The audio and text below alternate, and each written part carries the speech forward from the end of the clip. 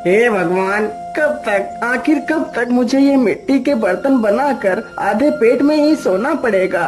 क्या मेरे भाग्य में कभी सुंदर पकवान खाना नसीब नहीं होगा? हे ऊपर वाले, कोई ऐसा चमत्कार कर दो कि मैं अपने गांव का सबसे अमीर इंसान बन जाऊं। अजी, आप क्या पूरे दिन वही बातें बड़बड़ाते रहते हो? ईश्वर ने आपके अंदर बर्तन बनाने का इतना अच्छा हुनर दे रखा है, तो उसी हुनर के दम पर हमारा गुजर बसर तो हो ही जाता है। अरे नहीं नहीं भाग्यवान, क्या तुम्हारा मन नहीं होता अच्छे अच्छे पकवान, मिठाइयाँ, जलेबियाँ खाने का? काश हमारा घर भी इतना बड़ा होता कि सारे गांव के लोग हमारे घर को देखकर कहते कि वो देखो लल्लू लाल का घर है। और क्या तुम्हारा कभी मन नहीं करता कि मैं भी अच्छे अच्छे गहने पहनूं? आप ये कैसी बातें कर रहे हैं? मैंने तो अब तक कभी भी आपसे कोई गहने नहीं मांगे। आप जितना भी कमाते हैं मैं उसी में खुश हूँ। मुझे और कुछ भी नहीं चाहिए। अच्छा अच्छा, ठीक है। अब मेरा बाजार जाने का समय हो गया है। आज तो मुझे बर्तनों की अच्छी कीमत मिलेगी। इतना कहकर लल्लू लाल मिट्टी के घड़े सिर पर रखता है और बाजार की ओर निकल पड़ता है। मेरी प्यारी पत्नी को भी कुछ नहीं पता है, बस हमेशा ज्ञान की बातें झाड़ती रहती है। मैं एक दिन जरूर बड़ा आदमी बनूंगा। ये सब कुछ सोचते सोचते कुम्हार बाजार में पहुंच जाता है।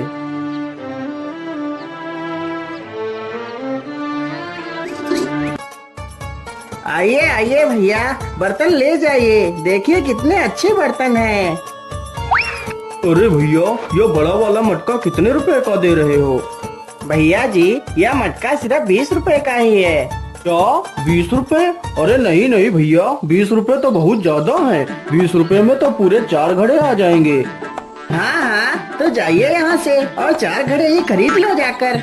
लल्लू लाल के पास कई सारे लोग घड़ा खरीदने के लिए आते हैं, लेकिन कोई भी व्यक्ति 5 रुपए से अधिक घड़े की कीमत नहीं दे रहा था। क्या करूं, इस घड़े को तो कोई भी आदमी 20 रुपए का लेने के लिए तैयार ही नहीं हो रहा है। क्या आज फिर मुझे ये सारे घड़े 5-5 रुपए में ही बेचने पड़ेंगे? अरे भाई, यह बर्तन कितने पैसे में दे रहे हो? भैया, बड़ा वाला घड़ा 20 रुपए का है और बाकी के घड़े 10-10 रुपए में दे दूंगा। अरे नहीं नहीं भैया, बहुत महंगे घड़े बता रहे हो। मैं तो इन तीनों की कीमत सिर्फ 20 रुपए दूंगा। क्या करूं, 20 रुपए तो और किसी ने बोले भी नहीं है इन घड़ों के, या तो फिर भी 20 रुपए दे रहा है। चलो चलो, यह सारे घड़े 20 रुपए में ही बेच देता हूँ। ठीक है भैया, मैं तुम्हें यह सारे घड़े देने के लिए तैयार हूँ। लल्लू लाल पैसे ले लेता है और बाजार से चला जाता है।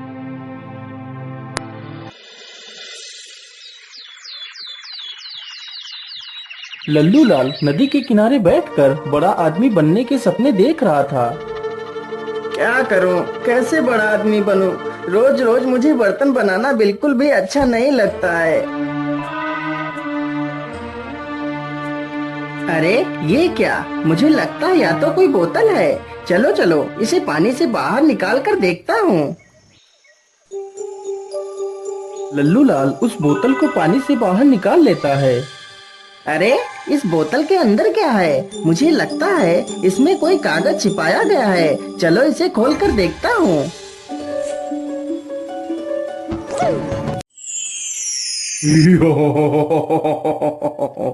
हुकुम मेरे आका, मैं तुम्हारा गुलाम हूँ। मुझे मत मारो, मैंने तुम्हारा कुछ नहीं बिगाड़ा। नहीं मेरे आका, मैं तुम्हारा गुलाम हूँ, मैं तुम्हें नहीं मार सकता। क्या क्या क्या गुलाम?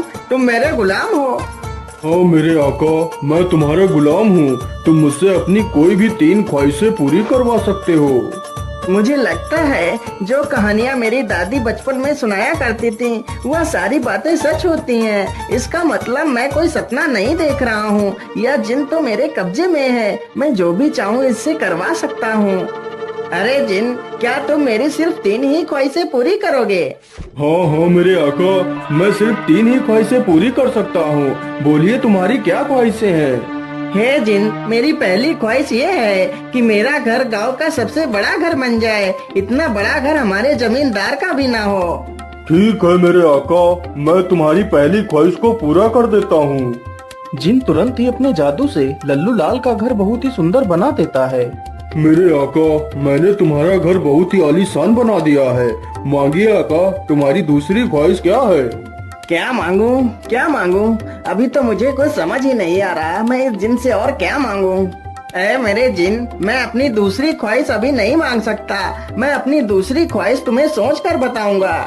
ठीक है मेरे आका, जैसी तुम्हारी मर्जी।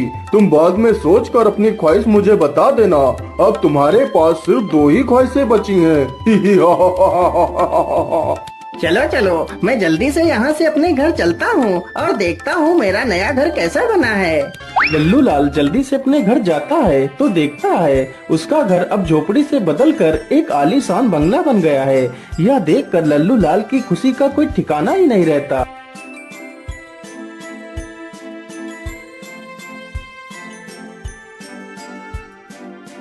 देखा भाग्यवान, कैसे मैंने रातों रात इतना बड़ा बंगला बना दिया। लेकिन जी, आपने रातों रात इतना बड़ा बंगला कैसे बना लिया? मैं तो कुछ समझ ही नहीं पाई, यह सब कैसे हो गया? अरे भाग्यवान, यह सारा कमाल तो उस जिन का है जो मुझे मिला है। क्या जिन? कैसा जिन? अरे भाग्यवान, आज सुबह जब मैं नदी के किनारे बैठा था तो मैंने देखा। इस प्रकार लल्लू लाल पूरी कहानी अपनी पत्नी को सुनाता है। अजी, इस प्रकार कमाया हुआ धन कभी भी लाभ नहीं देता। ऐसे धन को प्राप्त कर हमें किसी मुसीबत का सामना न करना पड़े। अरे भाग्यवान, तुम तो बेकार में इतनी चिंता कर रही हो, हमें कुछ नहीं होगा।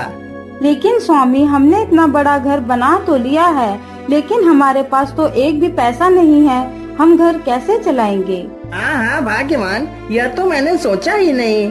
काश ऐसा होता कि मैं जिस चीज को हाथ लगाता वह सोने की ही बन जाती तो कितना अच्छा होता। हमारे पास सोना ही सोना होता।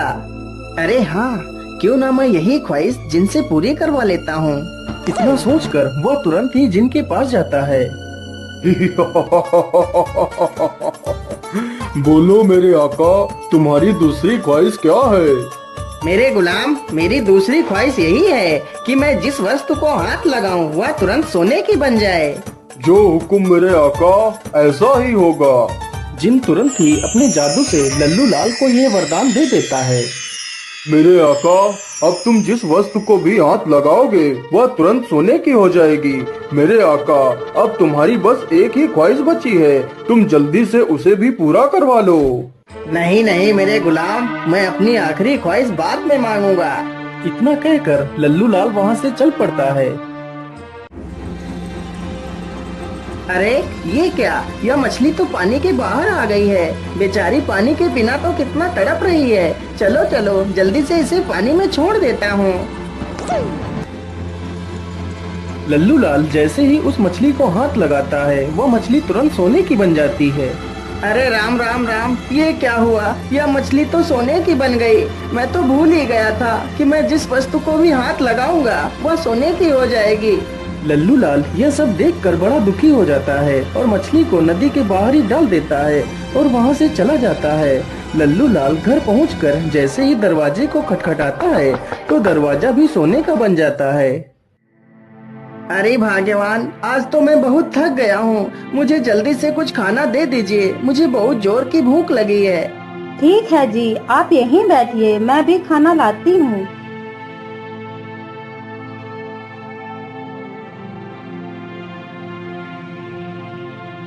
रोहिणी तुरंत ही उसे खाना देती है, लेकिन जैसे ही वह थाली को हाथ लगाता है तो वह थाली सोने की बन जाती है और वह खाना भी सोने का हो जाता है। अरे अरे, ये क्या हुआ? ये खाना अचानक सोने में कैसे बदल गया? फिर लल्लू लाल दुखी होकर पूरी कहानी अपनी पत्नी को सुना डालता है। अजी, तुमने ये क्या नई मुसीबत मोल ली? अब क्या होगा? अब तो तुम किसी भी चीज को छू भी नहीं सकते। अब मेरा क्या होगा? अरे भाग्यवान, तुम रोती क्यों हो? मैं सुबह ही उस जिन के पास जाऊंगा और ये वरदान वापस लेने को कहूँगा।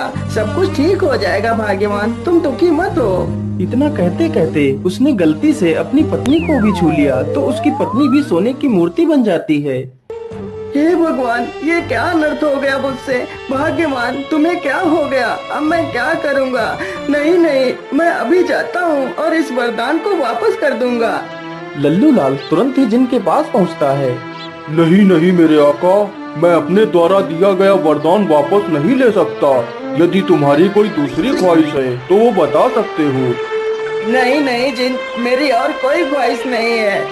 इतना सुनते ही जिन वहाँ से गायब हो जाता है और लल्लू लाल वहीं पर बैठकर रोने लगता है। तभी उसकी नजर उस बोतल पर पड़ती है जिसमें वह जिन रहता था। अरे इसमें ये पर्ची कैसी पड़ी है? यह पर्ची तो मैंने पढ़ी ही नहीं थी। चलो चलो इसे पढ़ लेता हूँ।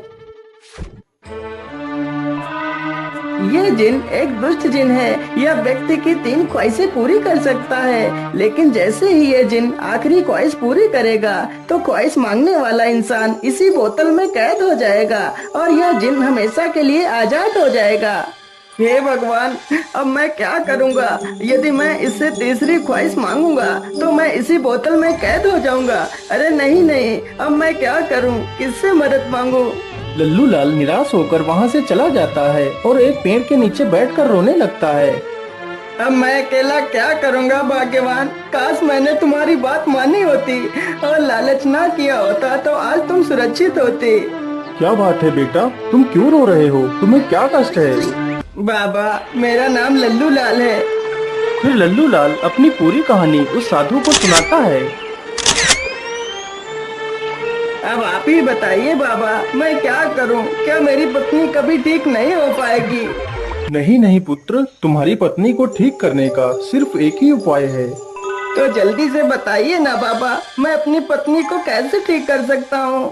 पुत्र, उसके लिए तुम्हें अमर कुंड का जल लाकर अपनी पत्नी पर छिड़कना होगा, तो तुम्हारी पत्नी पुनः पहले जैसी हो जाएगी और तुम्हारा यह वरदान भी नष्ट हो जाएगा।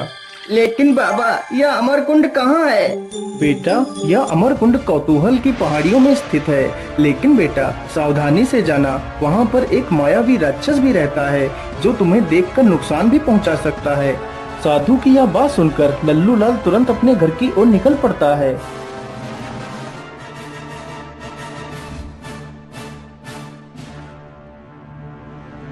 मिट्ठू, मैं अमर कुंड से जल लेने के लिए जा रहा हूँ। तुम अपनी मालकिन का ख्याल रखना। नहीं नहीं मालिक, मैं भी तुम्हारे साथ ही चलूंगा। पता नहीं तुम्हारे किस काम आ जाऊँ। किसी महापुरुष ने कहा है कि एक से भले 2 होते हैं। ठीक है मिट्ठू, तो फिर तुम भी मेरे साथ ही चलो। लल्लू लाल जल्दी से एक खाली बोतल उठाता है और दोनों वहाँ से निकल पड़ते हैं।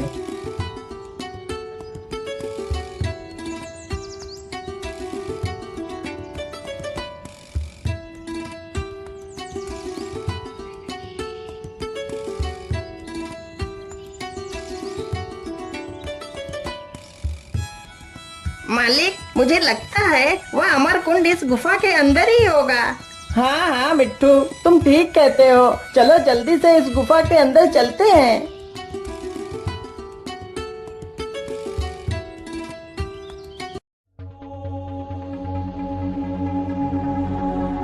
मालिक, उधर देखिए, वो रहा अमर कुंड। चलो चलो जल्दी से पानी भर लेते हैं। नहीं नहीं मिट्टू, अमर कुंड के पास जाने से पहले हमें सही ढंग से देख लेना चाहिए। यहाँ पर एक राक्षस भी रहता है। लल्लू लाल तुरंत ही जमीन पर पड़े एक पत्थर को उठाता है और अमर कुंड के पास फेंकता है। जैसे ही पत्थर अमर कुंड के पास गिरता है तो राक्षस तुरंत वहाँ पर आ जाता है। अरे कौन है? कौन है यहाँ पर? जल्दी से मेरे सामने आओ, नहीं तो मैं तुम्हें मार डालूंगा। अरे मुझे लगता है यह पत्थर ऐसे ही लुढ़क कर आ गया होगा। आसपास तो कोई नहीं दिखाई दे रहा है। चलो चलो, मैं यहीं पर थोड़ा सा आराम कर लेता हूँ। राक्षस वहीं पर लेटकर आराम करने लगता है। अरे मालिक, यह राक्षस तो कुंड के पास ही लेट गया है। यदि तुम वहाँ जाओगे तो यह राक्षस जरूर उठ जाएगा। हाँ हाँ मिट्टू, तो फिर हम जल कैसे लाएंगे? मालिक, तुम यहीं पर रुको, मैं उड़ता हुआ जाता हूँ और अपनी चोंच में पानी भरकर ले आता हूँ। मिट्टू तुरंत उड़कर जाता है और जल्दी से अपनी चोंच में पानी भर लेता है और जल्दी से वापस लल्लू लाल के पास आ जाता है। चलो चलो मिट्टू, हमें जल्दी से यहाँ से निकलना चाहिए और तुम्हें यह जल अपनी चोंच में ही भरकर रखना होगा। यदि गलती से मैंने यह पानी छू लिया तो यह भी सोना बन जाएगा। इस पानी को तुम्हें अपनी मालकिन के ऊपर डालना है। दोनों जल्दी ही वापस अपने घर पहुँच जाते हैं। मिट्टू के पानी डालते ही रोहिणी फिर से वापस अपने वास्तविक रूप में आ जाती है। यह देखकर लल्लू लाल बहुत खुश हो जाता है। मेरे आका, तुम्हारी आखिरी ख्वाहिश अभी पूरी करनी बाकी है। बोलो मेरे आका, तुम्हारी आखिरी ख्वाहिश क्या है? नहीं नहीं जिन, अब मेरी कोई ख्वाहिश नहीं है, तुम यहाँ से चले जाओ। नहीं नहीं मेरे आका, तुम्हें मुझसे अपनी आखिरी ख्वाहिश तो पूरी ही करवानी पड़ेगी, नहीं तो मैं तुम्हें मार डालूंगा। हे भगवान, अब मैं क्या करूं? मैं एक मुसीबत से निकल नहीं पाया कि दूसरी मुसीबत मेरे सामने खड़ी हो गई है। ठीक है जिन, मैं कल तुमसे अपनी आखिरी ख्वाहिश पूरी करवाऊंगा। तो फिर ठीक है मेरे आका, मैं चलता हूँ, मैं कल फिर से आऊंगा। क्या करूं? कैसे छुटकारा पाऊं इस जिन से?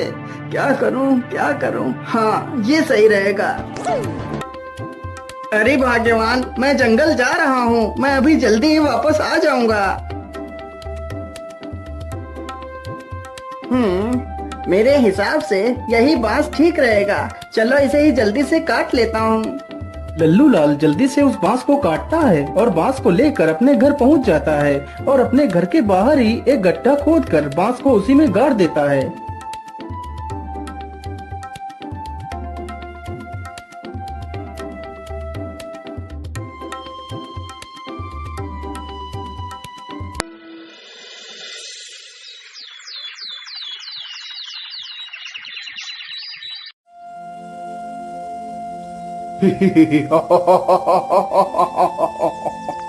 बोलिए मेरे आका, तुम्हारी आखिरी ख्वाहिश क्या है?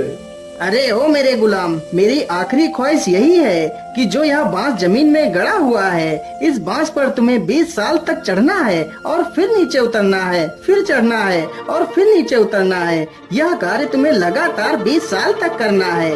यह सुनकर तो जिन के होश उड़ जाते हैं। वो पहले दिन तो आसानी से चढ़ उतर लेता है।